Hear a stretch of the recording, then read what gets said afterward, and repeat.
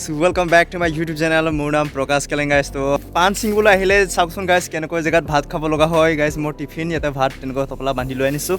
আৰু য'ত পানী পোৱা যায় তাতেই বহি যাব লগা হয় কাৰণ পাহাৰৰ মাজত ক'ত পানী পাম তো কোনো গেৰাণ্টিয়ে নাই তো সেইবাবে য'ত পানী পাওঁ তাতেই আৰু টাইম হ'লে তাতে খাই দিব লগা হয় আৰু guys চাওকচোন ইয়াতে জংগল তাতে মই চাফা কৰি লৈছোঁ এতিয়া আৰু ভালকৈ চাফা কৰি ল'ম ইয়াতে পানী আছে ধুনীয়াকৈ ইয়াতে যিটো জংগলত পোৱা হয় আমাৰ হাবিত যিটো অৰণ্যত পোৱা যায় যিটো পানী তো ফ্ৰেছ পানীয়ে পোৱা যায়